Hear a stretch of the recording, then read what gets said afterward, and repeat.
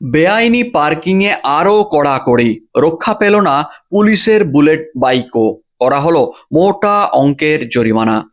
গত কয়েক সপ্তাহ ধরেই পশ্চিম মেদিনীপুর জেলার অন্যান্য শহরগুলির সঙ্গে মেদিনীপুর শহর জুড়ে লাগাতার সকাল বিকেল অভিযান চালানো হচ্ছে ট্রাফিক বিভাগের পক্ষ থেকে। হেলমেটবিহীন যাত্রী ছাড়াও কানে ফোন, বেআইনি পার্কিং বিষয়ে কড়াকড়ি পদক্ষেপ নিচ্ছে পুলিশ। বুধবার সকাল থেকে সন্ধ্যা পর্যন্ত 2 দফাতে 50টির বেশি বাইককে মোটা টাকার জরিমানা করা হয়েছে, যার বেশিরভাগটাই অবশ্য বেআইনিভাবে পিচ রাস্তার ওপর পার্কিং করে বাইক রেখে বাইক চালক সরে গিয়েছিল। আর সেই কারণে বেআইনি পার্কিং এর অভিযোগে এই জরিমানা করা হয়েছে। আর সেই বাইকগুলির ফাইন করতে গিয়ে ধরা পড়লো পুলিশের বুলেট বাইক গাড়িও। আর রাস্তার উপর বেআইনিভাবে পার্কিং রয়েছে সেই বুলেট বাইক পুলিশ লেখা দেখেই মোটা টাকা জরিমানা করলেন অভিযানে থাকা ট্রাফিক বিভাগের অতিরিক্ত পুলিশ সুপার মনোরঞ্জন ঘোষ। ছিলেন আরও অন্যান্য আধিকারিকেরা। বুধবার সকাল থেকে মেদিনীপুর শহরের বিভিন্ন স্থানে রিং রোড এলাকায় এই অভিযান চালানো হয়েছে। হেলমেটহীন বাইক আরোহী ছাড়াও বেআইনিভাবে পিচ রাস্তা সংলগ্ন এলাকায় বাইক রেখে দেওয়াতে জরিমানা করা হয়েছিল। কয়েক সপ্তাহ ধরে হুঁশিয়ারি দেওয়ার পরেও সেই পরিস্থিতির পরিবর্তন হচ্ছিল না।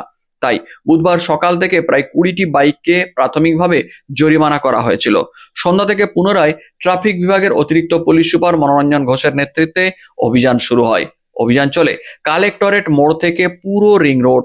1 ঘন্টার বেশি সময় ধরে এই অভিযানে 30টির বেশি বাইক ধরে জরিমানা করা হয়েছে। শপিং মলের সামনে দাঁড়ানো বাইকগুলি নিয়েও পদক্ষেপ হচ্ছে।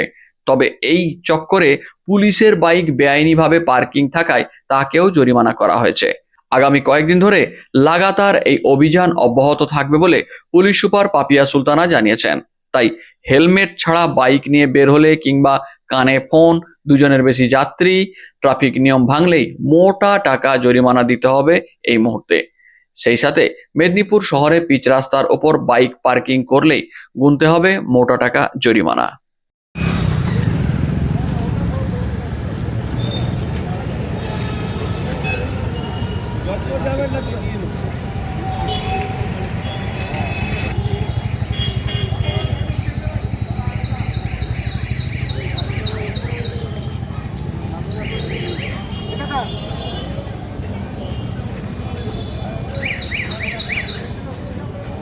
সাইকেলটা কার আছে? সাইকেলটা